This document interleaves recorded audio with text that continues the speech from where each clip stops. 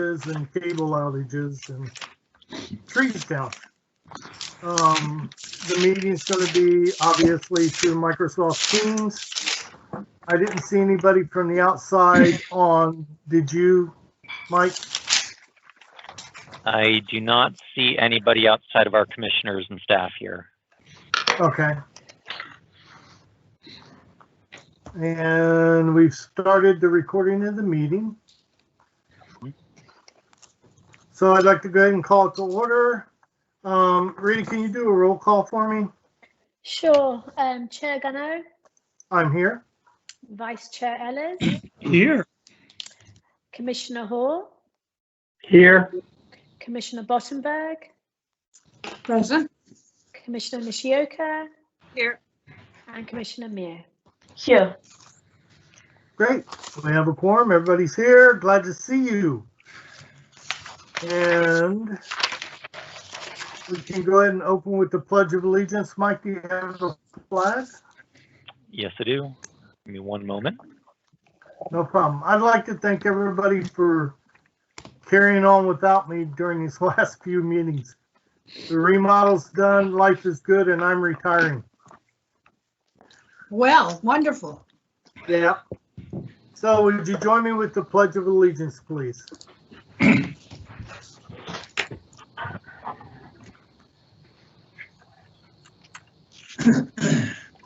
I pledge allegiance to the flag of the United States of America and to the republic for which it stands, one nation, under God, indivisible, with liberty and justice for all. Thank you.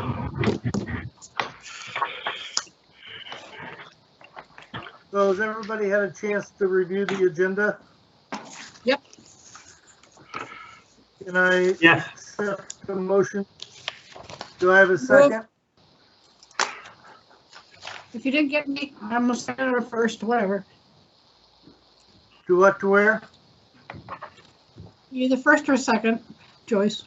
Okay. All in favor, say aye. Aye. Aye. Anybody disagree? Good. Agenda's approved. Did everybody have a chance to review the minutes? Yes.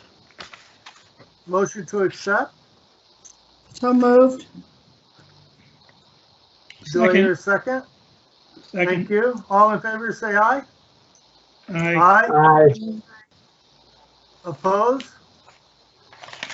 Great. Tom, I'd like to, before we go into public comment, I personally am a little upset that last night didn't go quite the way I wanted it to. Last night? Do you want to share anything now, or do you want to wait and talk to us later? Oh, well, yeah, I can. Several of you know, maybe not everybody, but I didn't get reappointed to the commission. So you're going to be moving on without me.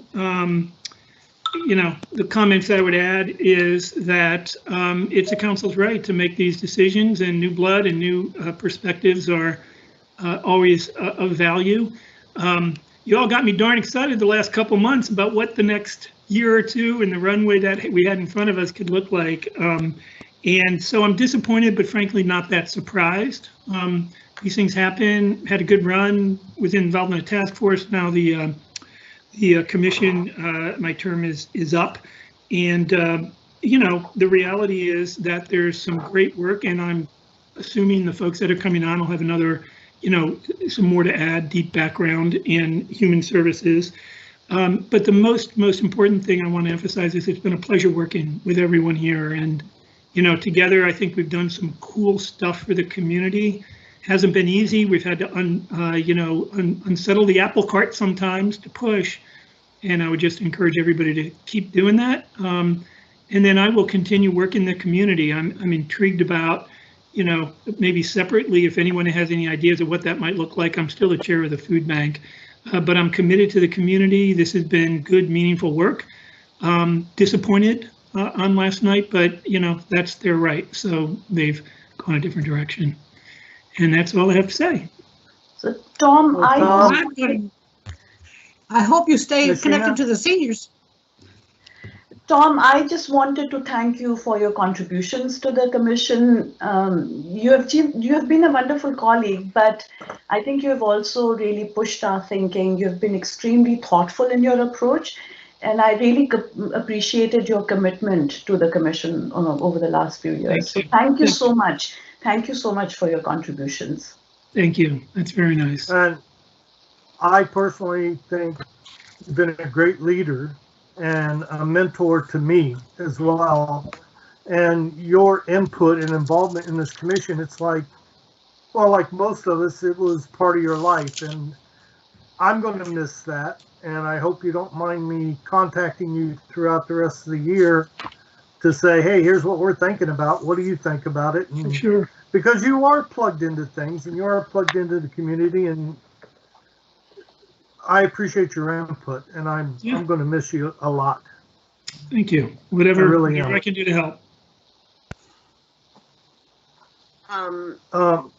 Go ahead. I wanted to say a few words, but I think, Joyce, were you going to say something else? I think you might have been cut off. I think I'm crying about this. Sammamish seniors will need you. Continuing, please. We'll figure something out. Here's the, it's an interesting thing. Lorene and I have threatened forever to go explore other parts of the country in the winter. So we actually rented a place in for February at Palm Desert, in Palm Desert. So we're bringing the dog down there, and we're going to be down there in the desert. You know, not a perfect time because COVID's raging, but we're actually extremely safe and all that. But we'll do a ton of hiking and mountain biking and cooking and stuff like that. So it's really going to be a reflective time for me. I'm on the board of the food bank, and I've told them that I've been chair a long time, and it's good to have a different voice. So we're going to make a transition from my chair role in July at this point. So it's going to be an open playing field in terms of what I do next. I'll still be on the food bank board, but just as a board member, and that is not as, doesn't require as much. So February will be a time of reflection. I know that I will reach out to several of you just to brainstorm a little bit where it goes. Sammamish Seniors is in my heart for sure. And I think there's so much, we've got a good start, but there's so much more we can do. Creating a voice in this community, a neutral voice that can be important. And Joyce, I know you and I have talked about this. So that's one thing for sure. But I want to help people. I want to help people that really, really need help. And I got to figure out what that might look like. I appreciate it. Jody, were you going to add something? Terry has his hand raised, so I don't. Terry, do you want? Is your hand raised? Terry. Oh, I see it. Oh no, I'm sorry, Terry. That was a mistake. I hit the button by mistake, so and I probably don't know how to undo it. So I do. But since I've got the floor, let me just add my thanks to Tom and my. I've enjoyed working with you immensely, and we're gonna miss you, to say the least. Yeah. Thank you. Yeah. Thank you. And I wanted to say the same. Tom, I've learned so much from you. Your leadership on the commission. I just really appreciate, like Nashina said, your thoughtfulness and the time that you've given to thinking through strategy. I sat with you. We worked together on our two rounds of grant making, and I was firsthand interacting with you and thinking, watching you, do your analysis, and I just really, really appreciate how deep you went in terms of your thoughtfulness on everything, and so it really shows a deep commitment to the community, and really, really appreciate that. It's a true loss, I think.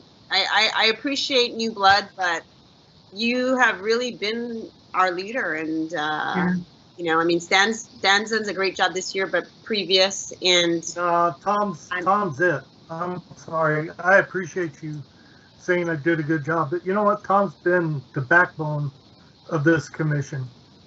And the task force. I'm not putting anybody else down. Don't get me wrong, but I really, truly appreciate his different perspectives. when we've had to meet with council members or the mayor or the vice mayor or deputy mayor, I mean,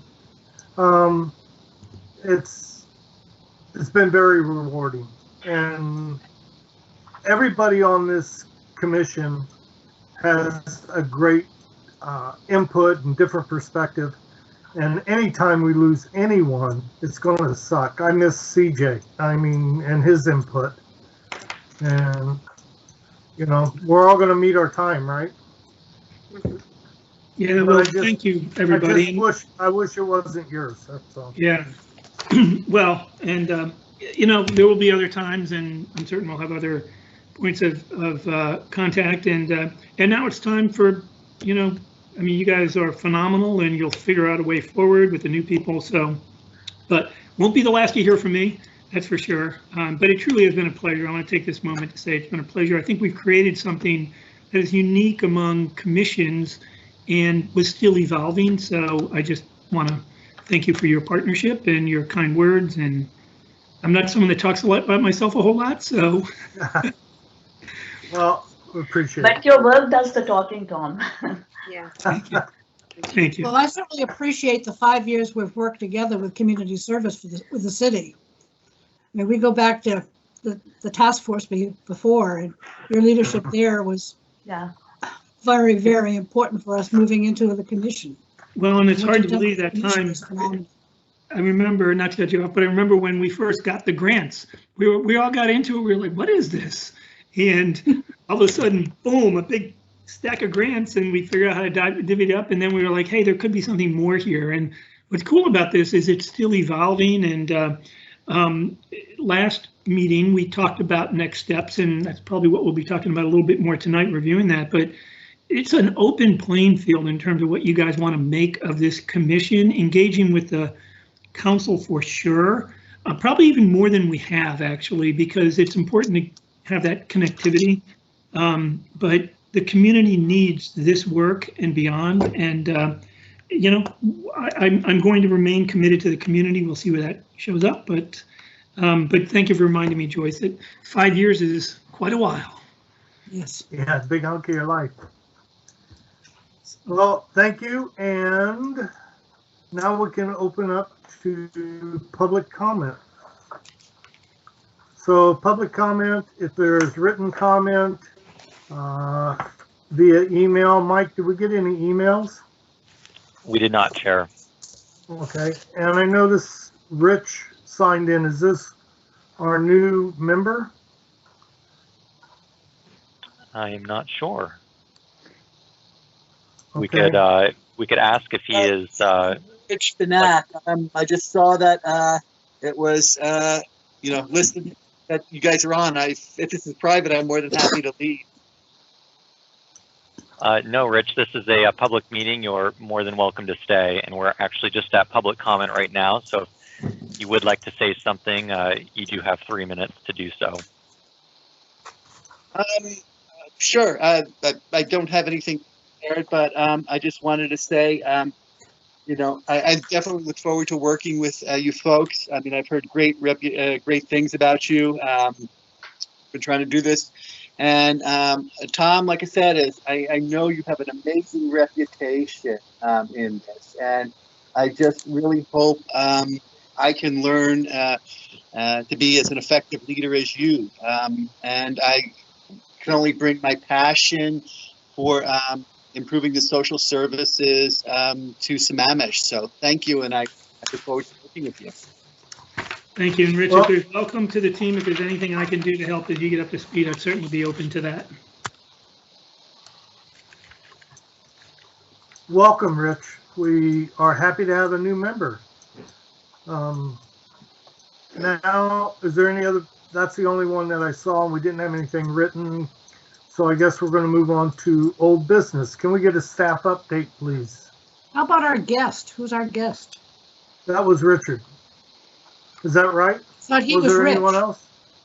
There's Rich and there's a guest. I do not see a guest choice, but maybe I'm missing that. I'm seeing one at the bottom of my screen. No picture. Oh, Yeah, it's a big black guest. Is that Mike? Is that me? No, that's an MS. Make the ultimate guest. Yeah. I don't see a guest. So we have I get the guest. guest. Mike's in there. Right smack in the middle of the screen. Okay, It's a not blue. on mine.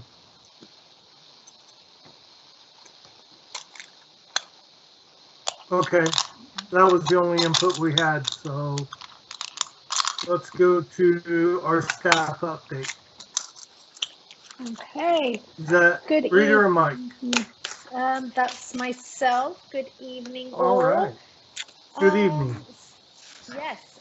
So I reported out to council last night, and this is pretty much what I reported out because I was busy doing other things. So forgive me if I'm plagiarizing what I did yesterday. But I was just giving them an update and giving them a lay of the land. And so I'm sure that you're aware that the rental moratorium was due to end at the end of the year on December 31st. And it's now been extended to March 31st. So what we've heard from rental assistance providers is that residents who are paying rent are anxious because of the job market and some are out of jobs. And for some of those back at work, their hours have now been cut, so they're unable to pay their whole rent. Also, online schooling is prohibiting parents going back to work. You know, a lot of people that need rental assistance are unable to work remotely. So that is impacting their ability to go back to work and then necessitating their need for rental help. On a positive note, Imagine Housing, no, can you guys hear me, by the way? Yes, very well. Quiet. Fabulous. Yeah, it just got very quiet. So on a positive note, since our last meeting, Imagine Housing, which runs the Highland Gardens in Killarney, the low-income housing complex, they actually were recipients of funds from the King County Eviction Prevention and Rent Assistance Program, and they received over $95,000. And what that was able to do is that was able to take care of all rental delinquency until the end of 2020 at Highland Gardens. And that's one of our major recipients of rental assistance for the providers. So that's good. But I have spoken to rental assistance providers. And so even though that's all been like taken care of, you know, from 2021, they're going to obviously be helping clients from 2021 onwards. And also just with the rental moratorium ending on March 31st, we simply don't know what, if any, restrictions are going to be put on landlords by the county or state. And because of this, it's very difficult for us to predict both timing and levels of need. Legal and rental assistance providers predict that once the moratorium ends on March the 31st, demand for services will increase. And so the moratorium has really essentially not eliminated or diminished their work. It's just really simply pushed their work down the road. Oh, and there's someone in the lobby. Oh, who's that? I'm sure Mike will let them in. King County, on a more sober note, King County reported from December 27th to January 9th, there were 42 confirmed overdose deaths, and that's the highest number of overdoses in a 2-week period ever documented in King County. So staff, we're working with the city's communication department to ensure we have messaging out to the community, providing practical resources and information. Speaking of local councillors, they're seeing clients with an increased severity, mental health concerns and substance use.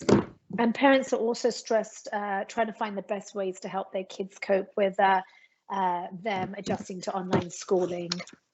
LifeWire, the main DV provider on the east side, has seen a huge influx for the need of DV advocacy services, and they're just speaking to the difficulty of meeting those needs with current staffing. Reaching out to both cultural and senior providers are working on plans on how to support clients receiving their COVID vaccinations through information and transportation help. Sound Generations, a senior services provider, reports that there's a need for digital connection amongst seniors, and so they need funding for devices, internet connection, and training seniors on how to use technology. Speaking of homelessness providers, they are running on deficit right now. So for instance, Sophia Way, the main homelessness provider for women on the east side, they're now running 2 shelters 24/7 compared to last year where they were running 2 shelters 12 hours a day. So obviously there's increased staffing costs, they're working around the clock, as well as the stresses of maintaining appropriate COVID-19 protocol. So summing up, really what we're sort of seeing is that providers are seeing a trend from pre-COVID supplementing to now sustaining families in areas of basic needs. So like pre-COVID, like, you know, people were going to the food bank, you know, to supplement, you know, what they were getting, whereas now it's the main area of sustenance for families. So with that, I'm happy to answer any questions. Not a lot has really changed since the last report out I gave to council, but I think they just wanted to sort of know what was happening since the new year. Question on the overdose. Is that youth or is it all age? I do not have data on that. That's a great question. All we know is that there's 42 confirmed deaths. I don't have data as to demographically or age or anything else, but we do know it's the highest number ever recorded in a 2-week period. Yeah. So Rita, last week, I think you and I and Tom were discussing the potential of having input from the youth board. Right.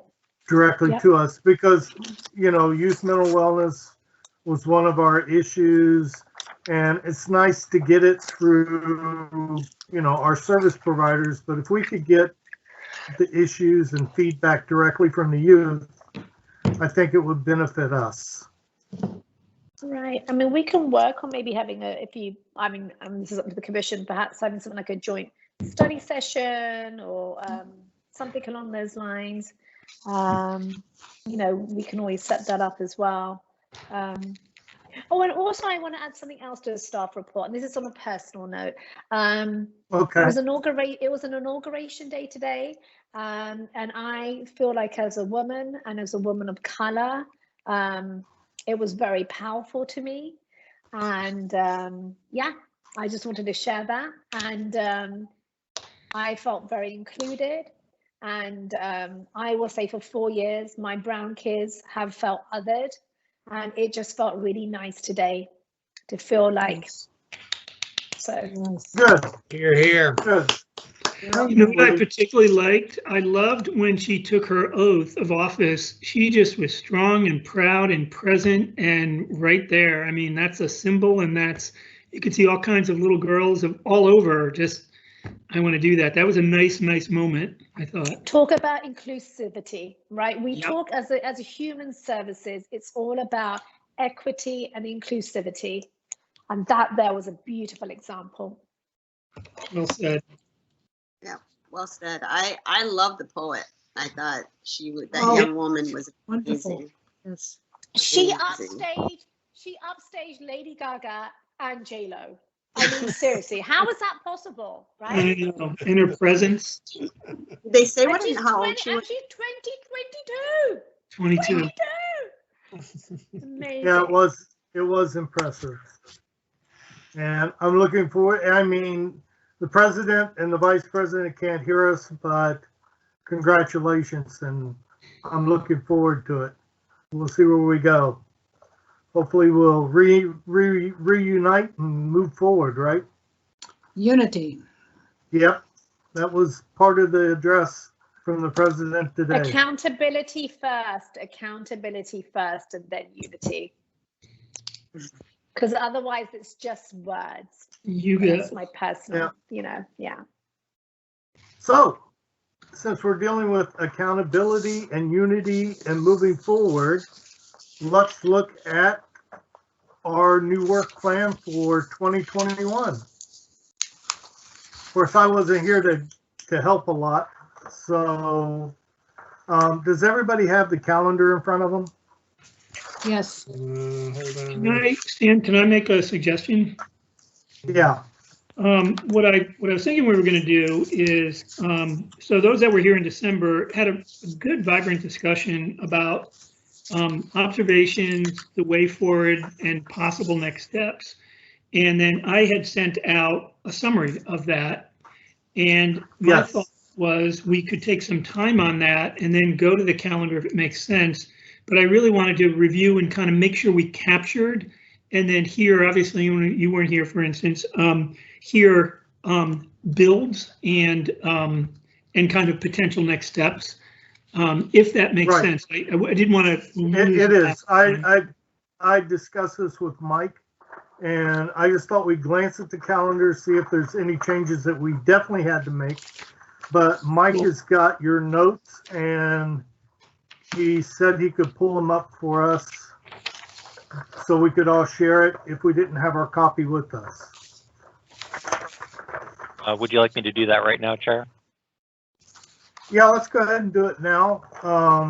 Let's also keep in mind, do we want to somewhere look at, along the line, let's see if we can plug in the youth group into our calendar somewhere, maybe do a joint. So Tom, I'm going to kind of let you lead this portion of the discussion since everybody else was here except me last month. Okay, did you and I discussed part of it? Did you want to look at the calendar first, Stan? I think I heard that. No, we're fine. Go ahead. Good on that. All right. And so just to check for what the idea here was and the format for tonight's discussion, if everyone has this piece of paper in front of them or on their phone or something, it might be helpful to go back to the full screen because it's a little easier to see who wants to say what. You know, if instead of us all just chatting toward a piece of paper, do you all have that was sent out? Yep. Yes. Because last time what worked well was we were all really just present to the comments, and what I'm hoping to do is we can recreate that just a little bit to make sure we've captured this with an eye toward not only the observations but what the next steps. Obviously, I'm not going to be here for the next steps, but what got excited for all of us last time was we have some real work to be done and some ways of spending our time over the next year, and then from that, you could start to create a work plan and some other things.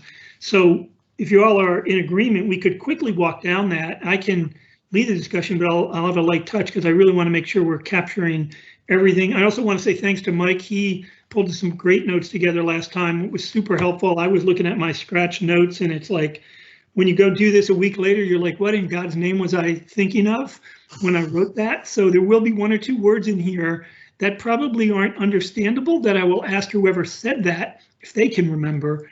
So to jump into it, if you guys are up for this as an approach. Yes, I'm all in favor. Because I heard there was great input from the group. Cool. So hopefully I get it again. Sorry. That's okay. So the goal is to review our discussions, observations, and confirm focus areas. So what came out of this was some broad themes that I wanted to capture and then move into further discussion areas that can become part of the work plan. And then finally, potential work areas. Recall we had some discussion around the commissioners potentially teaming up and owning like a particular area and then bringing that back. So I don't think tonight you necessarily want to confirm that or assign that, but I keep thinking about, you know, if we divide and conquer a little bit on some of these areas, we can be even more effective, but that is to come as we move through this. So the themes I heard were the first one, and this isn't in any particular order, but the first one was the needs assessment has helped us a lot, and I've grounded myself in that for many years now. But the question, Nishina, you might have mentioned this, but the question was, are there any gaps or things worth revisiting in the needs assessment? We've got those 5 areas. They've morphed a little bit. It used to be mental wellness. Now it's kind of youth mental wellness, but maybe we should talk about that a little bit more. But the first area I think we talked about was refining, just taking a look at the needs assessment to see if it's as strong as it could be. Does that make sense as one thing? I would see it as a need to revisit, because I think needs have morphed into other things, especially since COVID's moved in And maybe we have to go in and look and reevaluate where our priorities are as well. But I think we do a deeper dive into one or two areas too. Is that the input I got from everyone else? I'm getting static. Am I out there? Can anybody hear me? Yeah. Yeah, Okay. I can hear you. Okay. I also I think, I think we need, I mean, we might want to go do a deeper dive. I think that's part of the assessment, just like re-looking at the needs assessment and figuring out what the gaps are and whether we want to go deep in some areas, less deep, if there's new areas. I think that's just part of the assessment. So yeah, Stan. Okay. Included. Sheena, were you? Yeah, so I was trying to say that, you know, our thinking has evolved since the needs assessment was conducted, especially in some areas like cultural inclusion. Yes. So that's why I suggested that we just take a look again to, I don't know whether, you know, how much of a change we can bring about in our priority areas, but cultural inclusion definitely was not as nuanced as it can become, you know, based on some of the recent discussions we've had. I can see that. Well, and it's funny because now the way I think about it is cultural inclusion is this umbrella, but it can be a lot more descriptive. Like, what do we really mean by that? And it's a happy term, but we really haven't done that much on it. And if you start to really focus, maybe you can create some action, but what does that look like? So that is the one that I feel like we probably haven't, and part of it's COVID too, right? But some work needed. So that would be an example of the discussion I would encourage. And I think it's an opportunity for us to kind of guide the city and guide the council on our suggestions on how they can improve. Because the city can always improve on things. And I think unless we break down cultural inclusion, like you said, a little finer than that big umbrella, you know, Mm-hmm. I can say the word equality, but unless I break it down, that is just a word, you know? Does that make sense to everyone? Yep. Okay. The next up was, and I think, Jody, you started this and we started talking a little more deeply about it, but learn from our providers. The truth is they have navigated a crazy time, continue to navigate, and it's not going to get easier. It's likely to get harder over the near term relative to COVID. So what are they doing? What are their best practices? How can we learn what they have found out around how to survive, how to evolve, maybe even pivot the organization, what the true needs are? So bring some of them in and understand it and see if we can refine our own thinking and maybe even help relative to future grants. That's what I recall from that one anyway. Yeah, I think, yeah, it was really about having them do some, bringing them in and doing some reflection work on 2020 to see what lessons they've learned that they can share with us. Yep. The next one was a more active role with the council. You know, it's been a bit of a dance, and we had that work session, and there's some informal connections.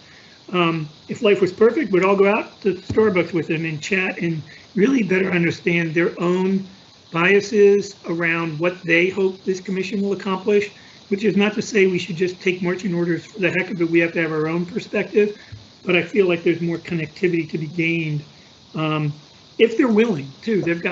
They get like 600-page, you know, briefing books for every meeting, it seems like. So if they have the time and they're willing, but that would be a question to them. How would you like to further engage with us? And it could be a DACA council person. Well, and that's part of my question on that would be, do we actually use outreach to them and say, what do you expect from us? Or do we say, here's what we can provide to you? I know that some of the human services commissions in our neighboring cities actually have a council member who's a direct liaison for the commission. Do we try to ask for that again? Because at one time the city had that, and they got away from it. But there's some new council members on board, so do we reapproach that?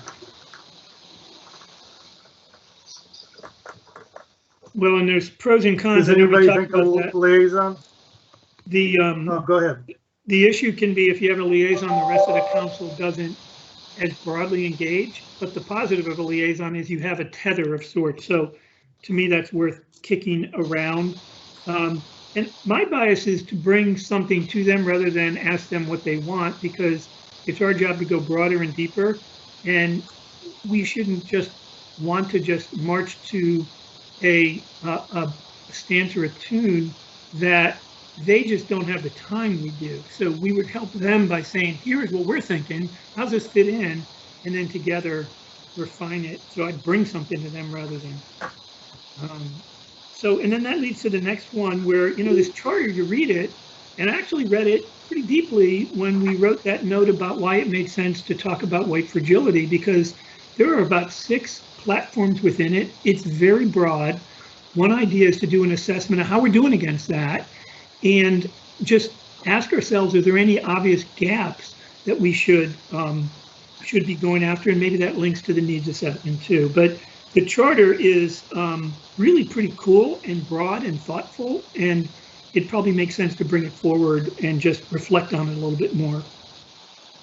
Well, I don't want council to go, well, that's not in your charter. But I think I like the fact that it's so broad that it gives us some leverage and the opportunity to reach out and expand. Great. Any comments on this? We'll just keep moving down this. The next one was, this is a little bit of a hot button or of interest. I believe you can make something out of nothing by identifying your available resources and matching them and optimizing them and really finding a way to mix and match. And the city has a ton of resources that go beyond just grants, everything from their footprint in the local community to events they may have to just their medium that they communicate. And how can we really optimize that? Because separately we talked about people don't know so much how to reach out for services, or maybe they're hesitant.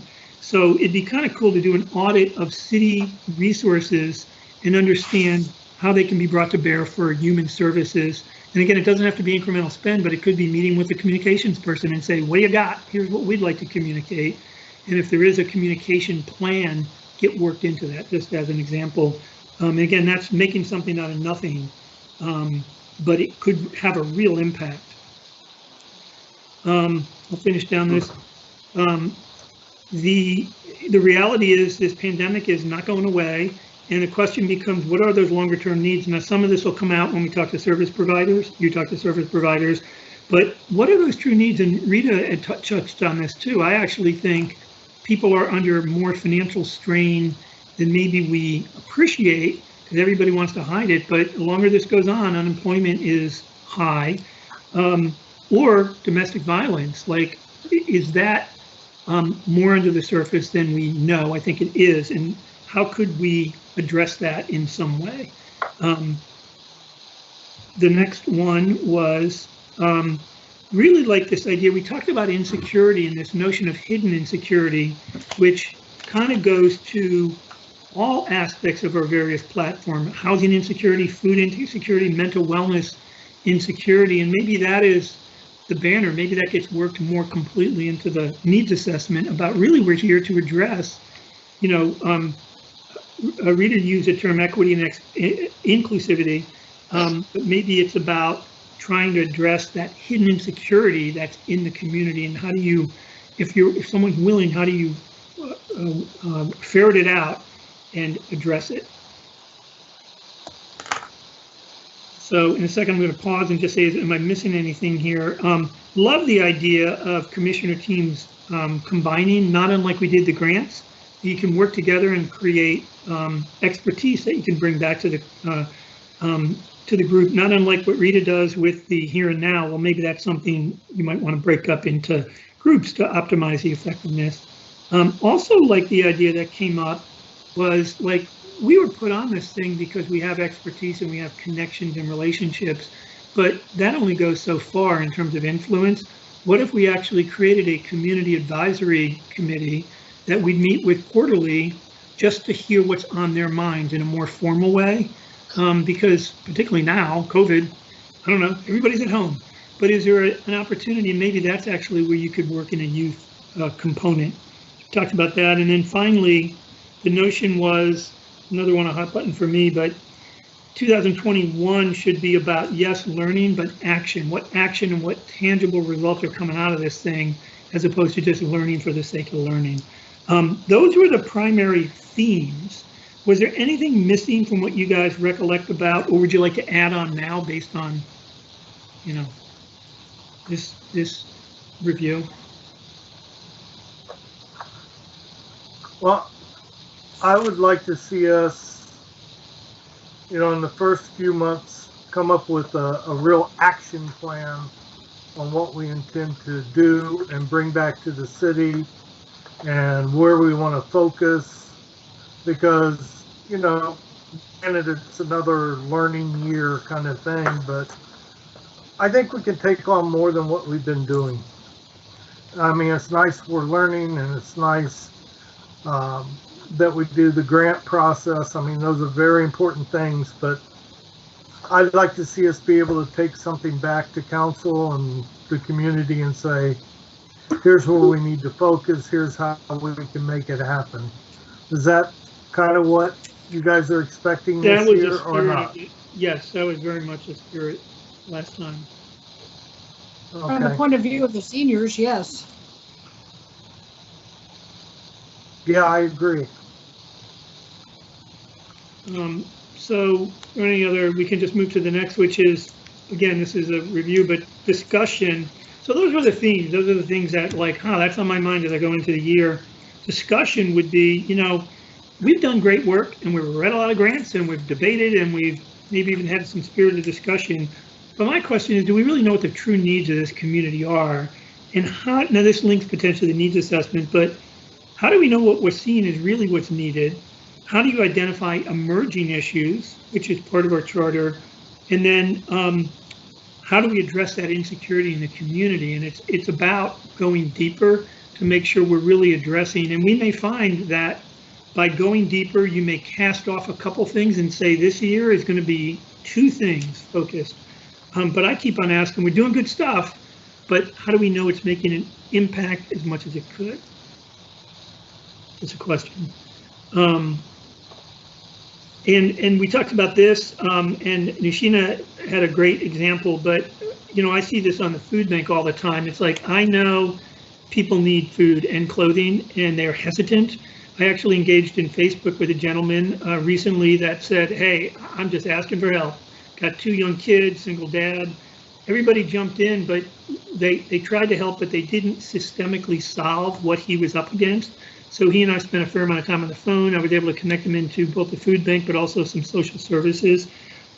He had the guts and the willingness to step forward. Are there barriers that we could become more aware of that we could help reduce? And then Nishina, I don't know, for those that weren't here, maybe you had that example of the benefit bank. Yeah, I was involved in an effort called the Benefit Bank. When I lived in Indiana, I worked for a foundation. That's a national foundation, but it's based in Indianapolis. And there we developed a benefit bank, which essentially provided information about welfare services, but in very non-stigmatizing places like the college campuses. And so we had, benefit banks in community colleges where adult low-income students could come and learn about the different welfare services that they could make use of, which would help them to remain in college and, and become self-sufficient over a period of time. So that was the intent behind this benefit bank, to take away the stigma that people associate with welfare services or welfare benefits. Mm-hmm. And so using that as go ahead, sorry. Go ahead. Rita, No, go ahead, Chair.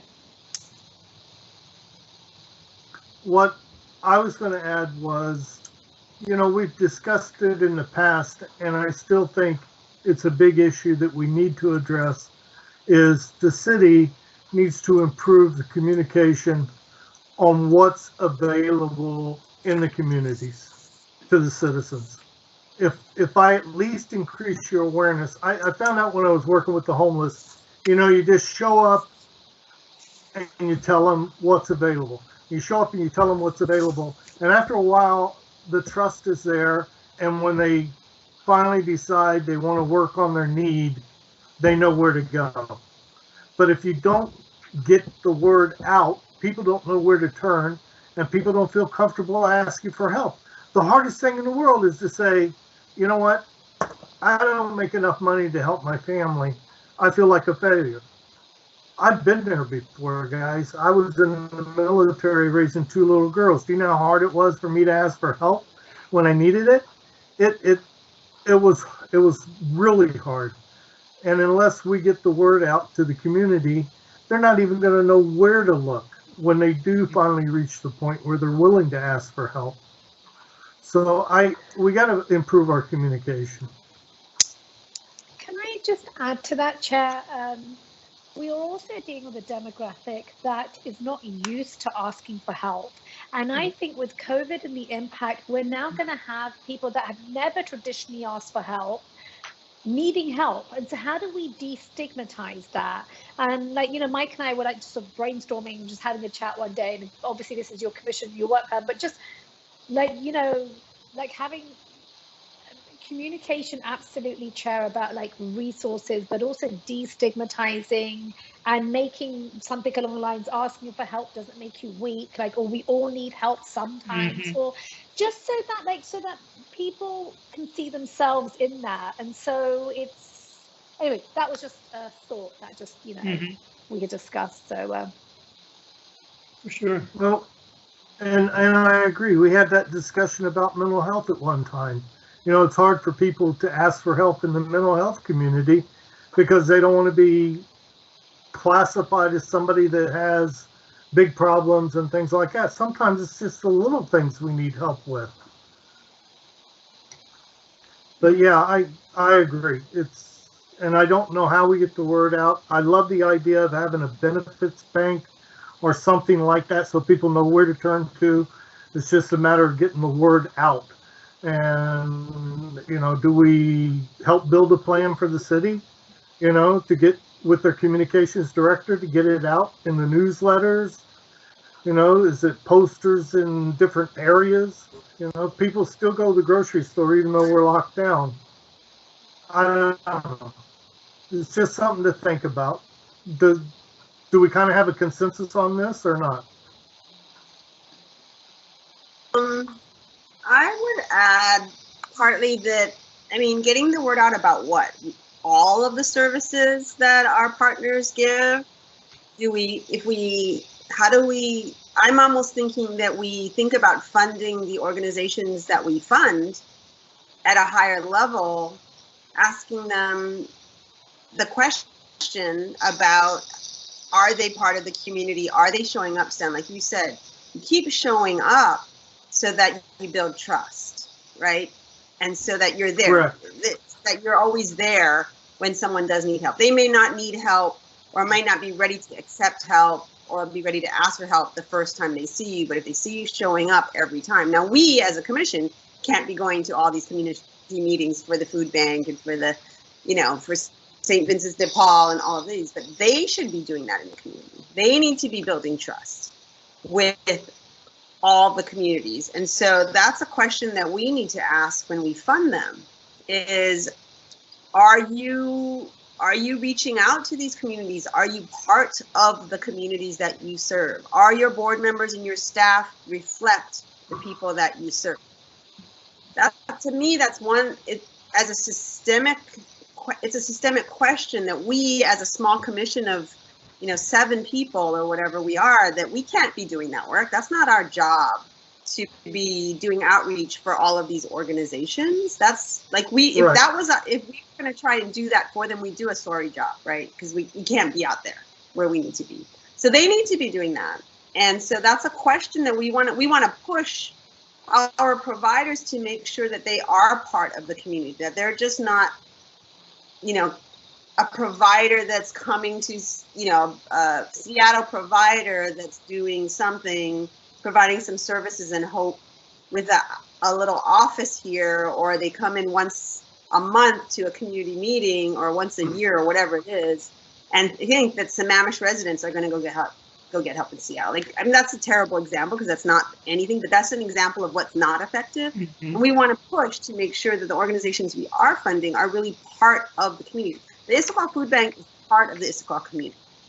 I mean, you guys, I know, right, Tom? You guys are collaborating with other partners in the community. People know you.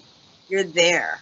So that's the kind of thing we want to make sure that the funders the providers that we serve are actually doing that work, that are part of the community. I don't know. Again, I don't think it's our job, and we, as a commission, don't have the time to be going to all these community meetings and letting people know about all of these resources. Oh, I agree. I agree with that. But what I if we had a drop-in center?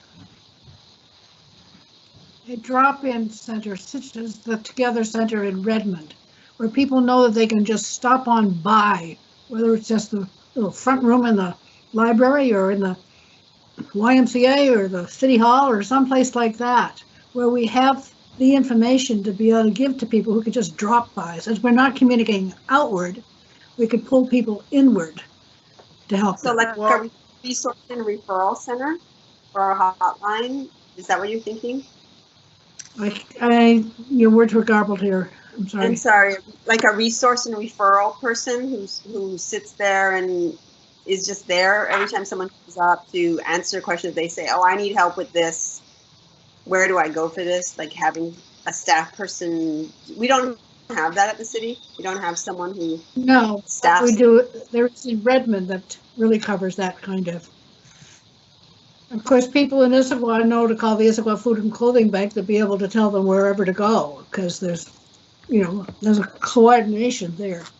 But we don't have that kind of a basic need resource here. So let me ask you a question.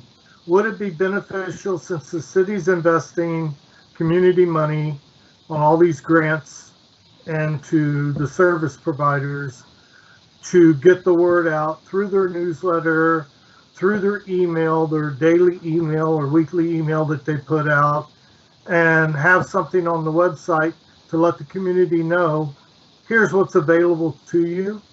Because there's a lot of people in this community. I mean, Rita, remember we had that suicide across the street, and the family, friends needed somebody to talk to, and they didn't know where to turn, so we referred them. But if there was a resource in the community via, our city website, that they knew where to turn or had an opportunity to look. Right now, there's nothing out there. And yes, I agree, the service providers need to increase community awareness through their advertising or push or whatever. But I see the city failing as well on getting the word out. And I don't think we have enough providers locally to be able to persuade them to get the word out. I think we also need to have something where they call in or drop in, the drop-in center. Whether it's a 4 to 7 on Monday, Wednesday, and Saturday morning or something, people could just stop on by, pick up pamphlets, get the information from somebody staffing the desk, whether it's volunteers or whomever. Okay, the city's got a volunteer coordinator. We may be able to tap into the volunteer coordinator, see if we can get a volunteer who's willing to do it. So let me jump in, because this is a perfect example of how this can get morphed into a work stream or a deeper discussion. Like, we're not going to solve it now. Some good ideas already. We could debate it back and forth. But if this is robust enough, you could put something like this on the calendar and say, we're going to take a half hour, 45 minutes, and really go deep, maybe do some homework against it, etc. But I agree. you know, because the city's tried, but it's not getting everyone, why that is, etc. So I'm going to keep moving, but that's a perfect example of, Thank you. I think it'd be great to talk to the Redmond Together Center and ask them how many people walk in. Like, do people actually use that service? And that'd be a good thing to know if we were wanting to invest in something like that. I used to work there, not that many people. I think this is something we could do a deeper dive on, though. I don't want to go, like you said, Tom, I don't want to go down the rabbit hole right now, though. Yeah. So the next one, we'll jump in, and it's the question. I mean, we've had quite an experience as a commission and as a country, actually, around social justice. What is it? How do you achieve it? What does social injustice look like in our community? Let's just say that, and please no one say there's not social injustice in our community, because there is. It just shows up different in every group of people. And the question becomes, how do you carry that with us in a way that we are embedding it into the work we do, meaning social justice, and bringing some sensitivity forward? This could be a good learning area for us. I personally will say the white fragility discussion we had in reading that book was difficult, and one of the most remarkable things I did personally over the last year. My own wife says I talk about things differently after going through that, and I've continued to read.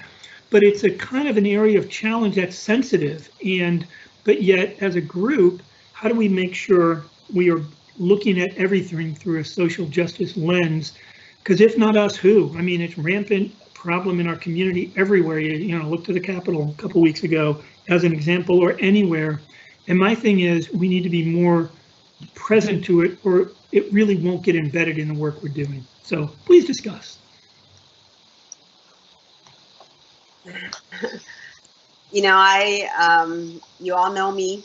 I'm an advocate of always having a social and racial justice lens in our work. I don't think that the answer is always going to be, I mean, we can keep providing services, but if we're not going to try and change the system to address poverty and inequity, we'll be doing this forever.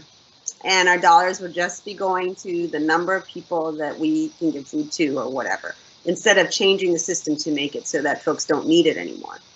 So I think to me, that's what social justice is. It's not just in terms of human service. It's not just dealing with the symptom, but actually looking at how do we improve the system so that it's more just for everyone, so that we don't have the problems that come out of it. Agree.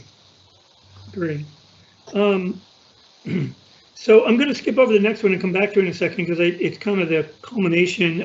I'll just touch on the next 3 or 4 really quickly. We talked about the city council engagement. It is a gap between us and the city council when we think about them as them versus us. Somehow there needs to be work done to make it more cohesive. And I loved, I forget who said, but this idea of council knowledge gaps. What would they say they want to learn more about that they don't? Or what do we think they need to learn more about or know more about than they don't? That last, I think, meeting we had in February, March was good, and we could have kept going forever, right? And we probably should endeavor to do more of that kind of thing, but also ask them, ask the question to them in terms of what they want to learn more about or what they're uncertain about. Human services priorities, can we guide process of developing, refining? What the heck did I mean there? I think that was probably about what are their human services priorities, and we should be incumbent on us to help them guide those.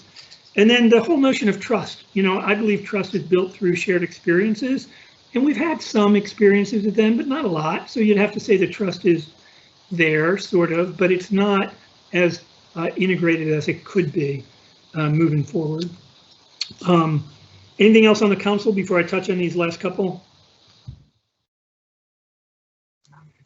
Cool. Grants. This touches on something earlier, and Rita helps us, but I wonder if we know the true impact as deeply as we would like to know, and that could be a whole discussion about what access to information does Rita have. Can we ask to go a little deeper if we want to?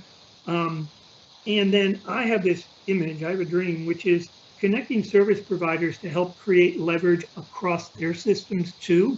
and it makes intellectual sense and common sense, but I don't quite know how that would play out. But that would be something I'd encourage you to think about. Last two, thinking about the discussions this commission has had over the last year or two, I think sometimes the best insights come from open dialogue. It's hard on Zoom, but I would suggest that you almost put something forward, which is open discussion. What are the news or current events of the day when, some news came forward about, police brutality, et cetera. That became a discussion that ended up in a good place relative to our learning. So I would say have some open discussion. How to further link, I knew I referenced racial equity in here somewhere, Jody, but racial equity to human service efforts, best practices. What are best practices out there? You could have a team go out and learn about better best practices relative to our community. And then what is a new connectivity? I wrote this and I really don't know what that meant. That was from my notes. And then finally, and then I'm just going to pause and kick it back to the driving questions. I really like the idea of in each of the need areas, what do we really, really wonder, worry, concern, want to learn more about? So in cultural inclusion, is it an inclusion of equity, lensing, and decision making? Is that the thing? I don't think it's fully the thing, but it's a thing for sure. Domestic violence, like everybody wants to say it's fine in our community. That's BS. It's not fine in our community. We just don't have the data. And so what is reality versus perception in our community? Does anybody want to take that on? Under mental wellness, I think, Nishina, last time I think you talked about individual counseling versus a multi-pronged approach. We put that into individual counseling in terms of where we fund it. How's that going? Should we be thinking differently? Seniors, Joyce, of course, I was thinking about you, right? Thinking about advocacy. We need help developing programs, pure and simple.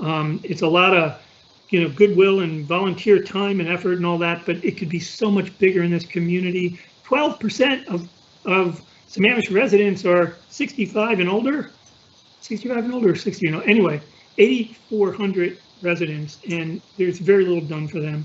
And then finally, basic needs, how to more deeply understand how it manifests itself in our community. So that's it. I started sketching potential work areas, but I'm going to stop talking here and say, are there any other areas that we should go deep in or put on this list?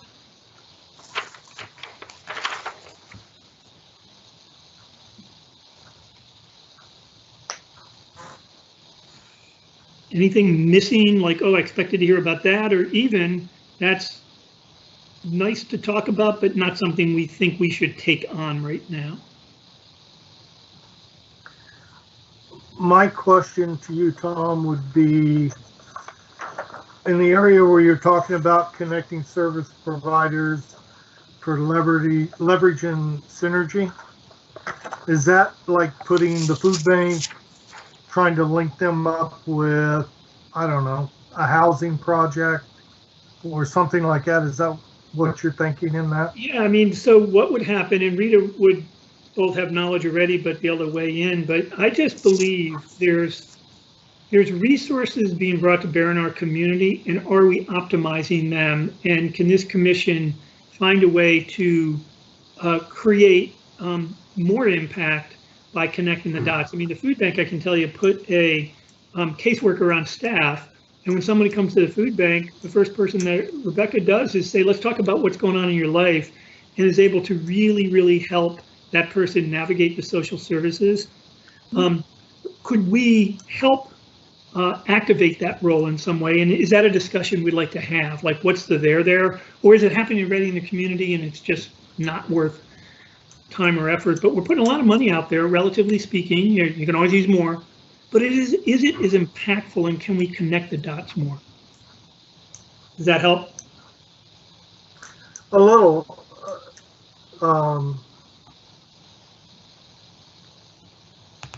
We can't, are we in a position where we can request that service providers do certain things? Well, I don't know. I think we're just talking about perhaps either getting them together or understanding how those synergies can be created. We can't tell anybody really what to do, not really. We don't want to all of a sudden try to guide them out of their scope area. But, you know, and this could be a perfect example of maybe it's happening already and this is not something you guys want to take on. But I think there could be something there to create more impact. I think most of them already do it. Oh, go ahead, Rita.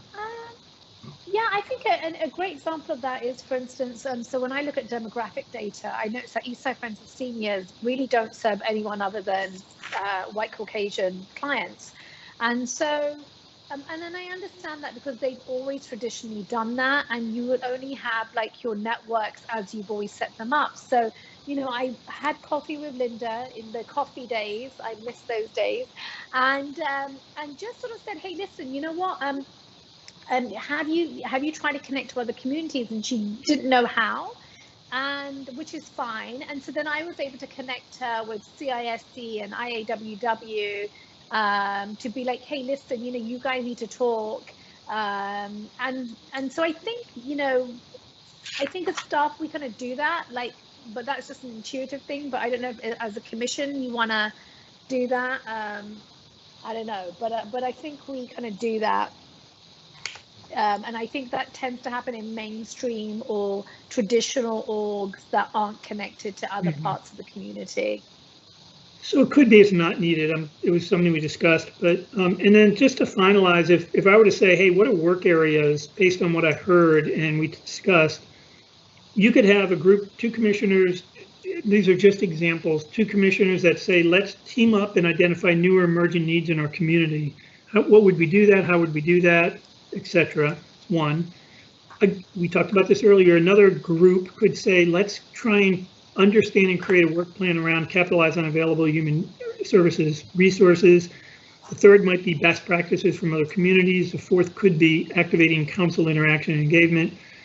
And then, Sheena, I know you talked about the flow of, you know, review our commission mandate and identify whatever gaps might be there, what learning is needed, establish objectives, and what actions. You could take that kind of outline for any one of these projects. So, you know, observationally, there's more here than you can get to in a year, but this is kind of a summary of what we discussed. And now it goes to, is there anything missing, and or how do you start to create work plans for the year out of it? And that is what we, just in answer to your question about next steps and how do we look at this as a whole, I'm wondering, Rita, have we done a mapping? Like, I think it would be kind of interesting, you know, we look at each individual grant when we're reviewing the grants. And when we're reviewing the grants, we'll see, oh, they did this many service outputs. You know, they served this many people in Sammamish last year, and they're proposing to serve this many, but we haven't sort of looked at it as a whole. So like for each area, for cultural inclusion or for mental wellness, it would be kind of nice to see, kind of have a data map, at least data. And I don't think the data tells us the whole story, but it's the starting point where we can look at it and say, okay, for our because when you're talking about impact, right? In 2020, we contracted with these groups in you know, cultural inclusion, and then we look at how many people they serve doing what. And we look at all the different organizations together holistically around what we've funded. And then we can get a picture of, okay, so in cultural inclusion, when we look at all the organizations, we've served, you know, I don't know, however many youth, and we've served many, whatever, for all the different programs. And then we can also see comparatively which organizations have stood out, which ones didn't underperform, overperformed. But then we can see like, oh, and that actually might really be a really nice report to the council to say, look at what your investments has done. When we look at it as a whole, like that, serve all of these people providing all these services in mental health, and we served all of these people.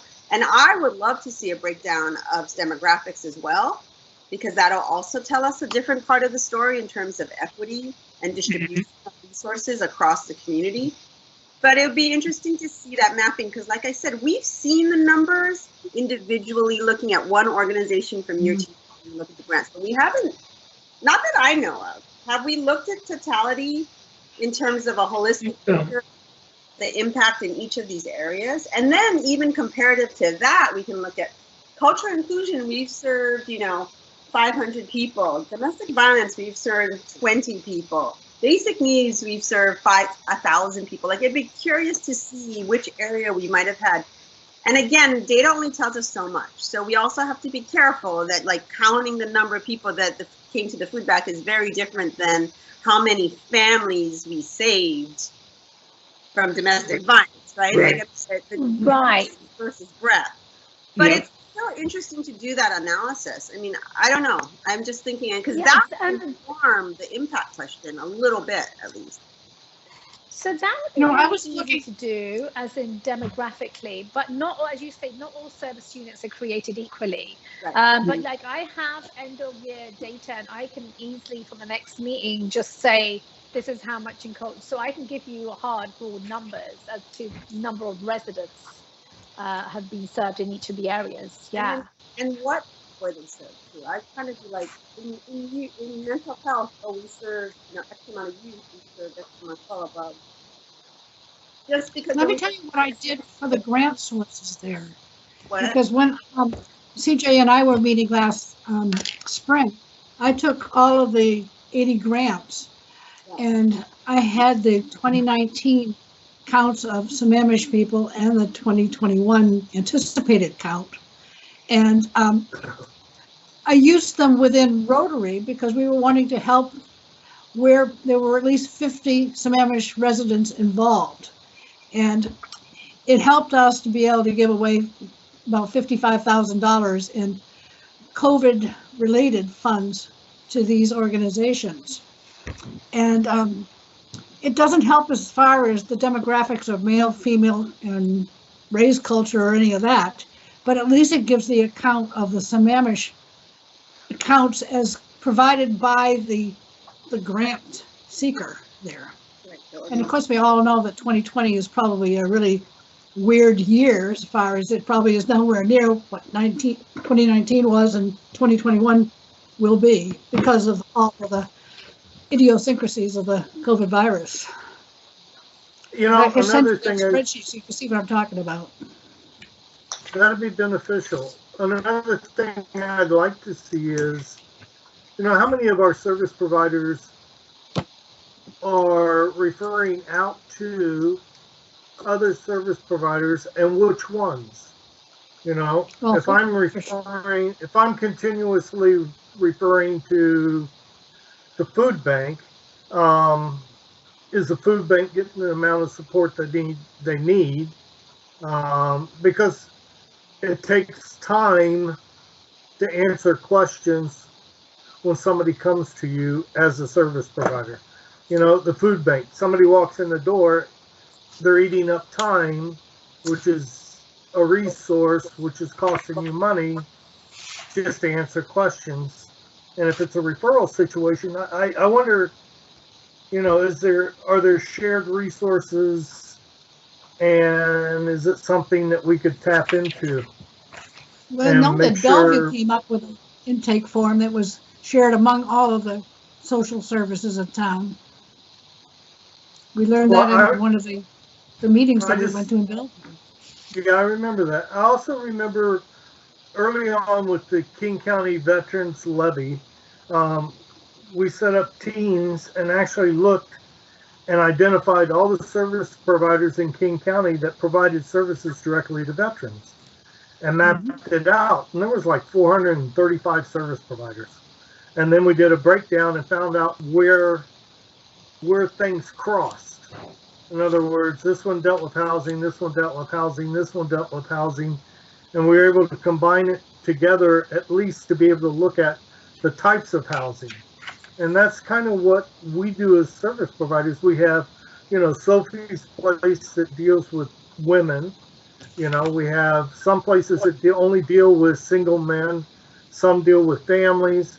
And I'd like to see that on a big chart. Does that make sense? I think that's what Jody's talking about too, is what's the big chart and who are we serving? And in the mapping, I think another thing that could be helpful is just identifying organizations that are doing interesting work and are also documenting it, because I remember that there was an IAWW proposal that Jody and Tom had reviewed, and we had a discussion about, you know, asking them to really document some of the work that they do, because some of the approaches that they were planning to test were quite unique. And can benefit the community at large. So maybe through the mapping, we can also identify some organizations that are doing innovative work and are also trying to document the learnings, because that would be, if there is a way, if there's a mechanism to share those learnings, it would be beneficial for the larger community. That's a great idea. And, you know, identify some best practices that may be shared as well. Yeah. You know, great idea. So I do see a need of setting up some Tiger teams and pursuing some of these areas, and following the process that's kind of noted here at the bottom. We've got 2 new members that are going to be coming on next month, and I see good things. We just got to figure out when everybody's on board where we're going to go and how we're going to get there, right?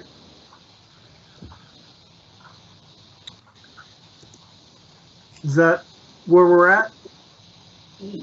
Yeah, but I do hope that, you know, because we've had quite a bit of discussion about, you know, the various themes that Tom shared, and like Tom really made an effort to put together all these, you know, ideas. I do feel that we shouldn't lose momentum on this work, and rather than trying to reinvent the wheel, we continue with this. You know, this could be, you know, this document could be a way forward. I mean, we could refine it depending on any new input we may receive from the new members, but I do think that we have a solid foundation to work off of. Like, we shouldn't lose. I agree. And I think part of that's outlined in our calendar. Have you guys had a chance to review it? And we can refine it a little bit now if we'd like to include some other areas. Next month's a given, but let's look at these teams and things and see if we can plug them in on our calendar, and we'll break down the teams later. But let's go ahead, Rita. Yeah, can you all see the calendar? If not, we can ask Mike to bring it up. Or it's attached to the agenda. Okay, great. Fabulous. The one thing I would offer, the one thing I might go ahead, Tom. Sorry, did I talk over somebody? No, go ahead, Tom. You know, one idea might be so we've just talked about a lot, and are there 3 or 4 or 5 buckets of areas that say, no, we should really try and get to this? And building on Nishina's point, I love the idea of last time, maybe either taking the charter or taking these 4 or 5 buckets and saying, what's the gap in terms of either what's missing or what the issue is, what learning do we need to identify to go get, going to sort of then establish objectives and then indicated action. The notion of let's not just talk about it and think about it, let's create action plans out of this. So you might refine that flow for sure. But I guess my first point was, based on what we're talking about, would it be worth just folks calling out those areas that they want to spend more time in or learn about, and see if you can get some agreement on them, and then you bake it into the to the work plan. The work plan already has some, but they might not be the right ones based on your discussion already. So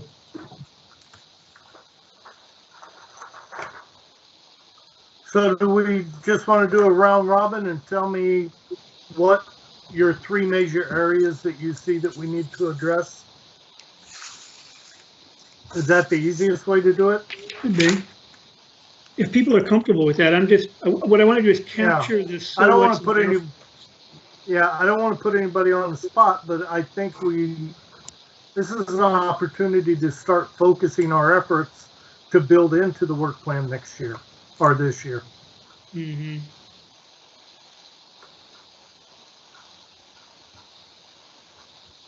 So to clarify, are we talking about the 5 major areas? We're going to pick pick top 3 that we think we should focus on in terms of study, or is that what we're doing? Not necessarily directly from the needs assessment, like mental wellness or whatever, but areas like coordinating with council and building a relationship with council, mapping with the service providers on what's out there, working on where we can improve, where we might want to focus. Some of the things we discussed tonight.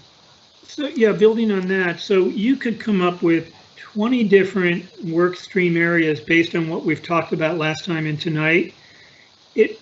It might be helpful for you to say, here are the 3 that call to me. Like, for instance, I keep bringing it up, but I think domestic violence is woefully underreported and underaddressed in our community. Just statistically, it makes sense to me.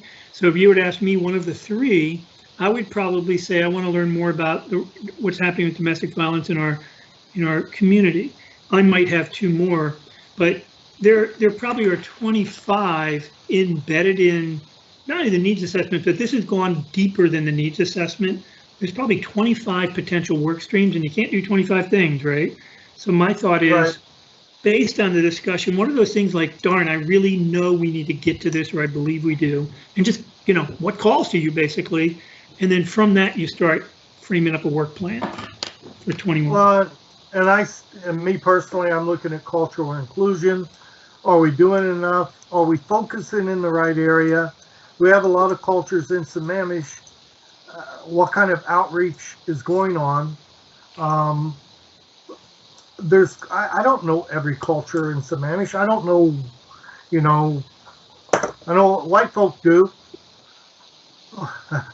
but it's hard for me to know how to approach other people, and especially with the needs assessment and what's the needs in a household from Russia, a household from India, a household from China, Japan. I have no idea. And how do you approach those? And do we have service providers out there who are doing this?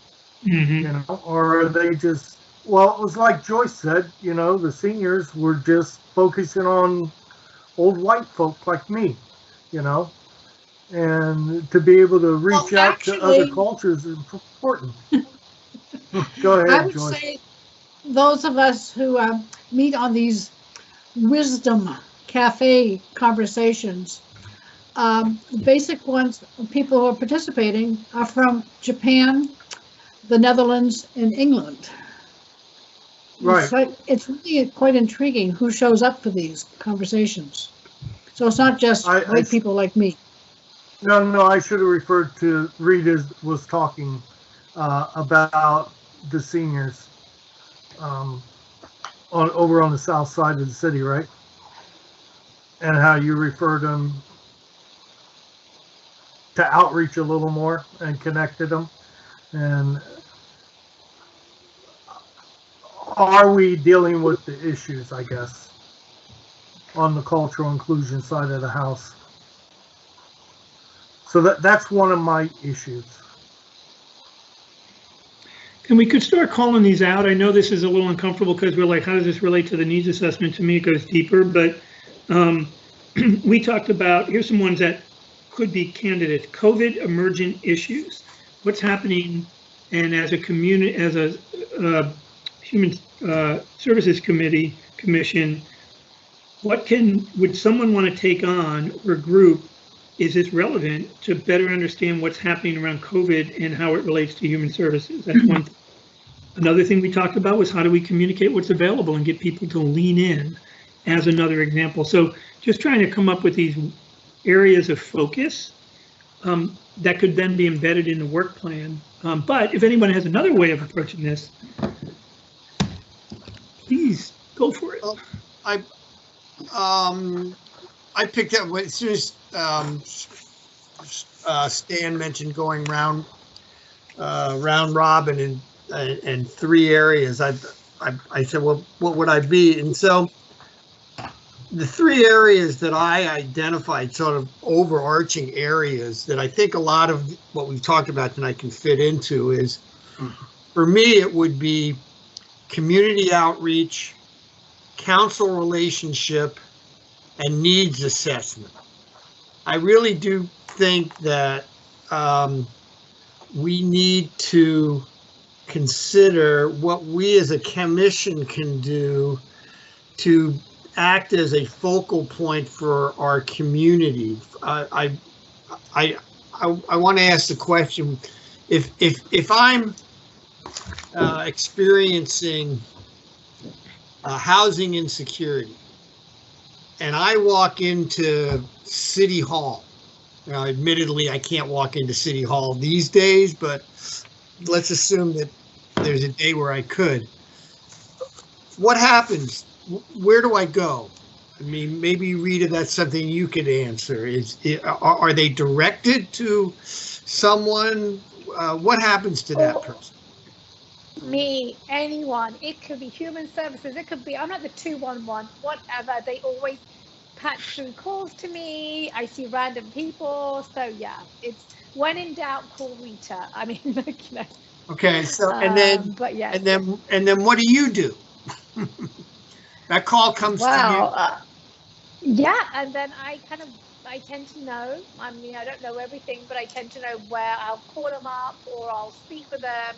I will kind of, in a very high level case manage, just figure out what's going on and then direct them to resources and, you know, ask for, and then it's funny because there'll be very few people that will follow up. They'll always have my information on, always say, reach back out to me. And yeah.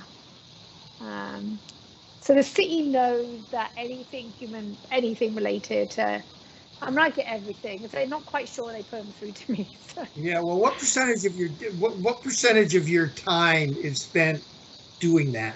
Would you say?